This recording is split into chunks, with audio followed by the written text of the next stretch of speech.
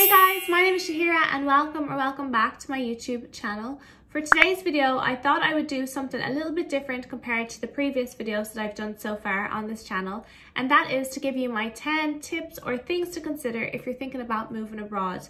Now, for those of you who follow me on social media, you'll know that I moved from Ireland to the USA, to Los Angeles, over 5 years ago now. It's 5.5 years ago. I can't believe it. It's absolutely flown. And it's probably still one of the #1 things I get asked about in my DMs. So I thought I would just make a video about it. I will probably do one specifically about America and Los Angeles, but for now I thought I'd just give you my 10 tips or things to consider if you're moving abroad, wherever that might be too. So yeah, I hope you find this video interesting and you find it helpful in some way. Please give it a thumbs up if you do, and remember to subscribe and also to ring the bell. And let's get on with the video. Okay, so I guess the first thing that you have to do is decide where it is that you want to go. Now that might sound like a no-brainer, duh, you have to decide where you want to go, but maybe some people just want to get away from their hometown or their home country and they want to go somewhere but they're not too sure. Whereas other people might know exactly where they want to go. I was lucky because I knew since I was a little girl that I wanted to move to Los Angeles. I used to say, like, I'm moving to Hollywood when I was a little child. So I always knew that I wanted to come here. But for some people, you might not. You might have a few places that you're considering. And it's also important to consider like your line of work and what opportunities are in that specific place. So obviously if you want to be in the entertainment industry, LA is an amazing place to come to, which is what I wanted to do. But if you want to do high fashion modeling or you want to do more theater-based acting, then New York would suit you more. Or if you're in the tech industry, then maybe Silicon Valley or San Francisco would be better suited to you. So it all just depends on like your interests, what kind of line of work you're in, and just your general vibe of the type of place that might suit you. So yeah, you do have to kind of consider what type of jobs are available in these places as well, because if you move to the middle of nowhere and you're trying to do acting, then there might be no acting opportunities in that place. That place isn't going to suit you. So yeah, decide where you want to go. And also go and visit that place. I can't stress that enough. So many people write to me all the time like, hey girl, I want to move to LA. How do I get a visa? How do I do this? How do I do da da da da? And then I'm like, oh, amazing. Have you ever come to LA? No, I've never been. I just know that I love it. I just know it's for me. Like, okay, well, maybe come and visit first and actually make sure, because things aren't what they seem in the movies. It's not always what you perceive it to be. Sometimes it's exactly what you perceive it to be, and sometimes it's the polar opposite. You really have to come somewhere and experience it and see, is this somewhere I could actually live? So in my situation, I came in 2012. It was the first time I ever came to America, and I came for 2 weeks to Los Angeles, a week and a half in LA, and a couple of days in Vegas. And I absolutely fell in love with it, but I was on holiday mode because it's a 2-week holiday and I came with a friend. So after that, I absolutely fell in love with it, but I was like, do you know what? I have to go and come back for a longer period of time. So in most countries, there is a thing called a visitor visa, and you can come as a tourist for a certain amount of time. In the USA, it's 90 days. So I thought, you know what? I'm going to spend a full 90 days in LA and see, is it actually somewhere that I could genuinely live? Because holiday and living are two completely different things. So that's what I did. 2013, I came out here for 3 months, 90 days. I had actually booked my flight for just over midnight, so it was going into 91 days, and I had to change it to be 90 days so that I was legally allowed to be here and everything. So that's what I did, and luckily I had a friend who could come and experience the 3 months with me as well. So she came with me, and that made it a lot easier to kind of meet a few people and connect with people and like have a few names and a few acquaintances of people that I could call on when I eventually did move here myself the following year. Visiting a place is so important. Don't just nosedive into something blind. It's not going to end well if you do. You need to come and visit somewhere first. And it's just a smart thing to do. Also, you can get familiar with the areas and know like where you kind of want to live. Number 2 is come here legally. Do not come illegally, because if you decide it's not for you, or you need to go home for some reason and come back and you're stuck, you just don't want that type of situation. It's not worth the headache. Even if you have to stay at home for an extra year or so to get all your ducks in a row and get your visa and your right work documentation, then do that, because you need to be here legally. It's just not worth going about it any other way. Where there's a will, there is a way. If you're an upstanding citizen and everything, there's a way to find a visa that will suit you, or to get sponsored, and you can come and work in different countries around the world. So yeah, just do your research on the visa, and that will cost money as well, so prepare for that. Then also, once you've got your visa, understand what's required of you once you arrive in the country. So for example, you need to get your social security card, you probably need to get a new driving license, etc. For me, I actually decided to take some driving lessons before I needed to get my driving license. I think it was within 6 months to be legally on the road here when you live here. So I took some driving lessons, even though I'd been driving for years in Ireland and had a full Irish driving license and everything. I wanted to be familiar with their rules of the roads, because there are differences where you go. Also in Ireland, we drive on the left, here drive on the right, here's automatic, there's a stick shift.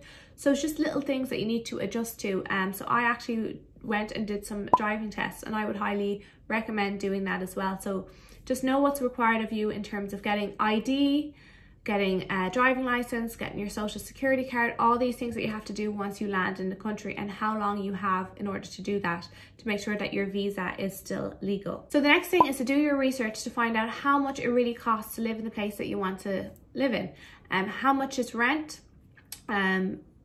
just how much is groceries, how much is it in general to live in that place. And then save money before you come. Don't come with nothing, because you could find yourself in a really bad situation. At home, you might have to give up stuff for the year prior to you moving. You might have to give up the nights out, you might have to give up dinners, you might have to give up shopping, spending money on whatever it might be that you generally spend money on, and just put it all towards saving for your move, because you're gonna need it. There'll be extra costs as well that you don't even foresee coming, and they'll just pop up. Whatever you think your budget might be, you probably need 2 times that amount. That's just been my experience with everything. Whatever the time frame is that you think you might need, you probably need 2 times that amount. So just take that into consideration. Pick up extra jobs, extra shifts, and you'll have to sacrifice with some things in order to save that money in order to make the move. My mom always says to me as well that you should have at least enough money for a flight home in your bank account in case shit hits the fan and it all goes wrong and you need a way out. In an emergency, have that flight money there that you can go home. The next thing I would suggest is to get temporary housing. If you're looking for a permanent place from another country and you're trying to find somewhere, firstly, a lot of landlords, a lot of buildings won't accept you because they can't meet you and you're abroad. So there's that, to run into that will limit you in what you can find. And also it's just so much easier to get scammed. You can't see the place. They can make places look nice in pictures and videos, and then they're a shithole when you actually get there, or the neighborhood's bad. If you're sharing with somebody, the roommate might come across nice online, you meet in person, they're awful. So there's all those things to consider. So I would say get temporary accommodation, whether it's a hostel, a hotel. I personally Airbnb'd for 2 months prior to finding somewhere permanent. Also, getting somewhere that's just temporary, that you can just come and have somewhere safe when you arrive, gives you enough time to then look around, discover different areas, see where you'd actually like to live. So yeah, just do that as well. Just get temporary accommodation. It gives you a chance to actually suss areas, suss people, suss things out, and find something that's a good deal for you. Don't try to nosedive in to, I need a permanent place right now and I need to find it online and I need to organize it all now so it's ready when I get there. Just take your time and you'll find the right place, and that is more important, to find the right safe place rather than to find any old place that might come with a load of baggage and a load of drama. For me, I had planned on Airbnb 1 month, so I arrived August 4th. I planned on Airbnb for the month of August and then moving into somewhere in September. Unfortunately, I was not able to get somewhere that was available on the 1st of September. It was available on the 1st of October, so I had to get a second Airbnb. So I got 2 different Airbnbs, and that's, like I said, double it. So I thought it would take 1 month. It took 2 months for me to get into a more permanent place. So yeah, just bear that in mind. The next thing thing is, do not be surprised if homesickness hits you. Homesickness is a real thing. You are leaving your family, your friends, your culture, everything. And honestly, it's probably a lot more difficult if you speak a different language. If you at least speak the same language, it's a little bit easier, but there is a culture shock. You know, I would have thought America and Ireland would be kind of similar. Both speak English, you know, we watch American TV all the time, but it's not. It's really, really different. And I was huge, and I'd also come and I'd loved the place. I'd been here 3 months and loved it. I'd been here 2 weeks the year before, loved it. So I really didn't expect homesickness to hit me, especially when this was something I had dreamt about for 2 years prior to when I came and visited, but also my entire life, like since I was a little girl, all I wanted to do was live here. So when I finally got here and I was living here and I kept crying and the homesickness was real, and at night time when it would get dark, I'd like, get me inside, get me inside. Like the anxiety would come on top of me because I felt so scared, so alone, so nervous, just scared of everything because it was a big city and I'm from a really small place. I was shocked. I was really shocked how much it affected me when I had been here before. I'd experienced it all, and it is all I'd ever wanted. But in reality, it can be so scary and the homesickness really can hit you. So just bear that in mind. And I could do a whole video on homesickness, but the only way really is to push through it, and it does get better. To be honest, there'll always be a bit of homesickness there, but it does get better with time. So that's what I'll say about that. The next thing I would say is bring your minimum amount of stuff with you when you first go. I see everyone saying, oh, ship things, ship everything, ship things over. And I'm like, no, just go with, I went with one large suitcase and a carry-on. Start selling your stuff on Poshmark, Depop, whatever type of apps and selling things are available, OfferUp, and go with just the minimum amount of stuff. You hopefully, if you have family or friends at home, you can leave some stuff with them or still have a room at your parents' house or whatever it might be. And you can say then, you know, in 6 months' time, if I'm still here, could you please ship this to me? I'll send you the money or whatever it might be if you really need those things. But often you really don't. You're starting afresh. And sometimes it's nice to get rid of that old baggage and just, you know, start fresh. So also, I think that if you have too much, if you ship everything and you bring your whole life to somewhere and you're stuck somewhere, like I said, stuck, I even used the word stuck, you'll feel stuck. Whereas, you know, it's okay to quit. It's okay to give something a go and then decide this isn't for me, I want to go home. And that's a lot easier if you had one suitcase and one carry-on than if you brought furniture, things, different, like if you shipped a lot of stuff. But also try to see it out for, even if you panic at first, try to see it out for a good amount of time before, if you were to decide to go home, because like I said about the homesickness, and you do get past that, so bear that in mind. But yeah, I just feel if you go with too much stuff, you might feel stuck, and you know, you never want to feel stuck. So yeah, I would say just go with the minimum and sell anything you don't need. The next thing I would say is try to network and meet people and join Facebook groups. So for example, there's a Facebook group called Brits in LA and Brits in LA Housing. Obviously, I'm not British, I'm Irish, but we're quite close to each other, and at least there are people who have also moved abroad and moved almost the same distance and stuff. The culture is more similar between Irish and English. And so I joined all those type of groups. There's also an Irish group, it's not as active. And there's even an Australian group and stuff. But it can let you see when people are looking for a roommate, or there's an apartment here, or there's people meeting up or whatever. And that makes things a little bit more familiar and a little bit more easier as well. And don't be afraid to ask people for advice on different things as well. So there's all these boards and groups and stuff on Facebook that you can join, and I'd really recommend joining them, even if it's just to find out information on different things. The next thing is to think about how you're going to access your money. So for me, I just kept my Irish bank account when I first moved here, and I let them know. Make sure you let them know, because as you know, if you've traveled anywhere, you have to let your bank know, because sometimes if you don't, they'll put a block on your card and you won't be able to access your money. So I just kept my Irish bank account, and I let them know that I was traveling, and I was able to then access my money. But it might take a while to set up a bank account in your new country, because you might need ID, an address, different things that you might need in order to set up that account. So in the meantime, you need a way of accessing your money, and it's not a good idea to bring a load of cash with you. So yeah, think about that. The downfall of using your, I say, Irish bank account is that there's charges and stuff. So if you can get a travel card, my friend really suggests Revolut, a Revolut card. I don't know how to pronounce it exactly. I'll put the name up on the screen. It's meant to be really good for traveling, but there's a lot of different options that are available. I know there's a post office card and different things like that. And it just gets rid of some of those charges when you're spending money abroad.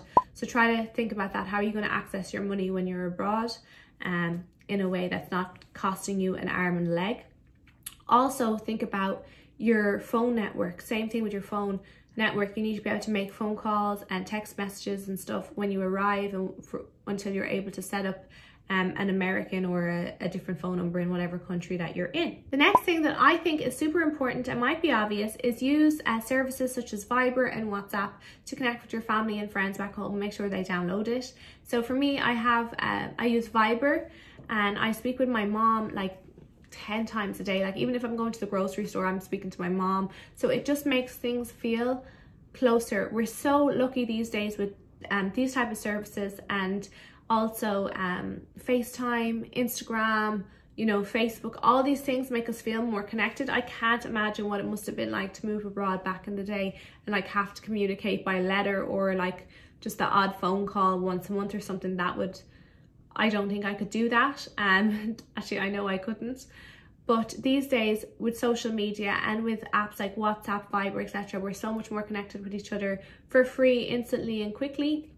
Well, as long as you have a Wi-Fi or some sort of network, then I just think they're really, really handy. So just make sure that you have one of those and that your family or friends also have it. So those days when you are having a hard time, and they will come, or those nights when you're crying yourself to sleep, like, what did I do? Why did I move all the way here on my own? I feel so lonely, da, da, da. You're able to speak to somebody, reassuring voice, for free without thinking of how much it's costing you. So yeah, make sure you have one of those apps. The next thing I would say that I think is super important is really get in tune with your gut feeling. You're gonna need your wits about you. You're gonna need your street smarts when it comes to moving abroad alone, or you could end up getting yourself in really bad situations. Especially if you're a female, you're a target. You're a girl on her own in a country, miles away from anyone who truly cares and is there for her, like family, friends, etc. And that makes you a target to negative people and to bad situations, and you have to be able to trust your gut to know, this person's giving me bad vibes, I'm out. this place is giving me bad vibes, I'm out. Like, you just need to get in tune with your gut, and it's a time to click on your street smarts and just to be aware of your surroundings and the people you're around and the places that you go to. You know, like not to be like walking late at night in the dark or down a dark alley and all these like crazy things as well. You know, you might have done that in your hometown, but you might not be able to do it in your new environment. Be aware of your surroundings and in tune with your gut. It is so important.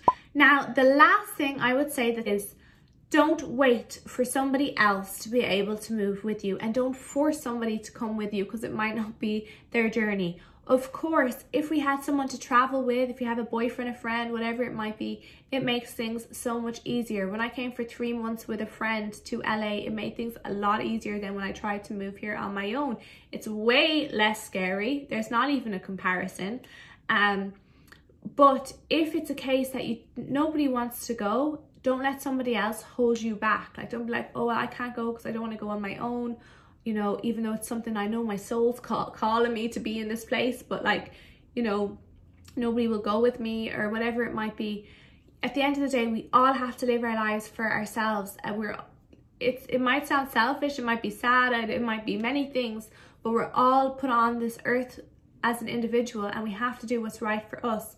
So if somewhere is calling us and our, like, you know, family back home is, no, you have to stay for us. That's all well and good, but we all come in this world on our own, and we'll go out of this world on our own as well, and we have to do what's right for us. And if that's moving abroad, then don't let anybody hold you back. And also, you know, don't force anyone to come with you because that might not be their path to go on. If I had met someone who I was like, it's my destiny to go to LA, and they're like, it's my destiny to go to LA, I'd be like, okay, great, let's go together to help each other out and flourish. That would have been amazing. But if I'm like, it's my destiny to go to LA, and they're like, oh, I've always wanted to go to LA, and you're like, come, like pull them to LA or wherever it is that you might go to, that might not work out too well, because if you get dependent on that person when you're there and then they decide to leave, it's going to be this big disaster for you. You might end up even going home yourself. Nothing grows you as much as moving on your own, believe me. And yes, if it all fitted in and it was like the right match to move with somebody, that's amazing. But if you don't have that, then you're going to have to just put on your big girl pants or big boy pants and go and do it by yourself and for yourself, because you are living for yourself. I had a boyfriend in the months prior to me moving to LA, and I always knew when I was with this boyfriend, I'm moving. Like, I hadn't even got my visa approved yet, but I knew like, well, I'm going to be moving, so I can't really be in this relationship. But then he was kind of willing to move as well. He liked the idea of coming, even though I don't know how he would have got a visa and different things in place, but he liked the idea of coming. And I had to tell him like, no, this is actually something I want to do on my own, because I didn't want to force him to come with me and then, you know, break up and his whole life had moved like for somebody. I didn't know how I saw it. Like, I was very young. I didn't know if I saw the relationship progressing. I didn't know what I saw. So I just basically knew it was something I needed to do on my own, and that was a difficult conversation, but you know, that's just something that you have to do sometimes, because they have their journey and you have yours, and you just, you know, can't force someone to do anything, that's not for them. So yeah, I really hope that you enjoyed this video. I'm worried I might have looked kind of cross-eyed the whole time, because I say it in every video, but I'm filming on my phone and it can just look like that sometimes, which is really annoying. But I hope that you found this video helpful. If you did, please give it a thumbs up. Remember to subscribe and also to hit the bell. And yeah, I'll see you in my next video. If you'd like me to do a video specifically on Los Angeles or the United States or anything like that, then let me know. Or if you have any other video suggestions, then please let me know either in the comments below. I love getting comments. I don't get too many of them. So yeah, if you could leave me a comment, that'd be great. Or you could DM me on either Instagram or, yeah, Instagram, I guess. So yeah, I'll leave all my social media below, and I will talk to you guys soon.